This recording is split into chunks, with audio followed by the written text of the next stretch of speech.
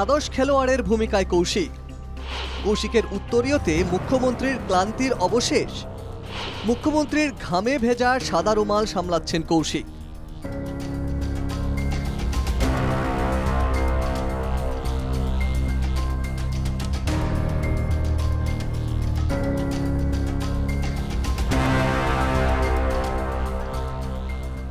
নামতে নামতে একেবারে তলানিতে গিয়ে ঠেকেছে মূল্যবোধ। প্রথমে তার উত্তরীয় টেনে ধরে নিজের ঘর্মাক্ত মুখ মুছলেন মুখ্যমন্ত্রী। এরপর আবার ঘামে ভেজা সাদা রুমাল তুলে দিলেন তার হাতে। তিনি অসম সরকারের ক্যাবিনেট মন্ত্রী কৌশিক রায়।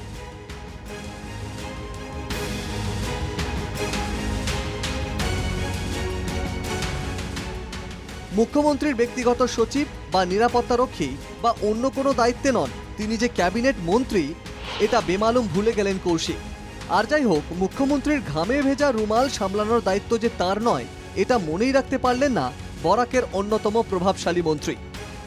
মুখ্যমন্ত্রীর কাছাকাছি থাকতে হবে, একনিষ্ঠ তাই ঘনিষ্ঠ হয়ে থাকতে হবে মুখ্যমন্ত্রী। তাই বলে এতটা অধঃপতন?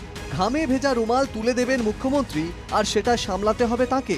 এটা করতে গিয়ে একটু আত্মসম্মানে বাঁধল না খাদ্য তথা বরাক উন্নয়ন মন্ত্রী কৌশিক রায়ের? এটাই কি তার ব্যক্তিত্ব?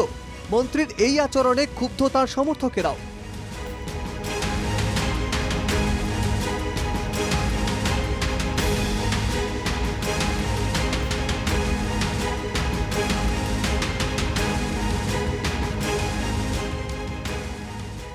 উল্লেখ্য, কেরিয়ারের শুরুর দিকে সৌরভ গাঙ্গুলিকে যখন দ্বাদশ ক্রিকেটারের দায়িত্ব পালন করতে বলা হয়েছিল তখন সৌরভ প্রকাশ্যে এর বিরোধিতা করেছিলেন। একাদশের বাইরে থেকে দলের জন্য আইস বক্স, তোয়ালে বা জলের বোতল নিয়ে মাঠে যেতে প্রবল আপত্তি দেখিয়েছিলেন প্রাক্তন ভারত অধিনায়ক। দ্বাদশ ক্রিকেটারের দায়িত্ব পালন করতে অস্বীকার করায় শাস্তিও পেয়েছিলেন তিনি। দল থেকেই বাদ দেওয়া হয়েছিল তাকে। কিন্তু তবু নিজের জায়গা থেকে সরেননি সৌরভ। কোনোভাবেই নিজের আত্মসম্মান হারাতে রাজি ছিলেন না সৌরভ। সেদিন নিজের সেই আত্মসম্মান, সেই ব্যক্তিত্ব, সেই গরিমা ধরে রাখতে পেরেছিলেন বলেই পরবর্তীতে যুব প্রজন্মের আদর্শ হয়ে ওঠেন সৌরভ।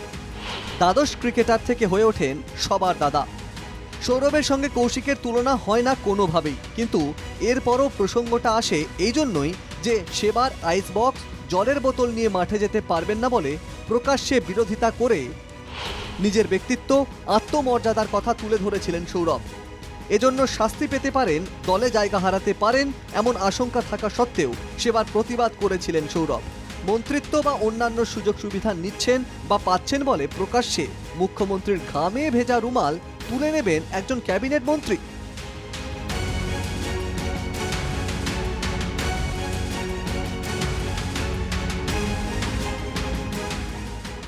একদিন আগেই প্রাক্তন মন্ত্রী পল্লব লোচন দাসের জন্মদিনে কেক কেটে গামোছা পরিয়ে আলিঙ্গন করে উদযাপন করেছিলেন কৌশিক।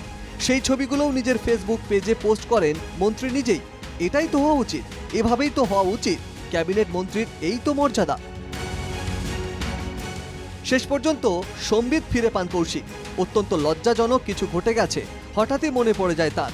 তাই সাংবাদিক সম্মেলন চলাকালেই সেখান থেকে বেরিয়ে আসেন বরাকের জোড়া মন্ত্রীর একজন। আজীবন থেকে যাবে দুঃসহ এই স্মৃতি। বরাকের ক্যাবিনেট মন্ত্রীর এই আচরণের সমালোচনা হচ্ছে সর্বত্র, স্তব্ধ তার সমর্থকরাও। Bureau report, NKTV Bangla.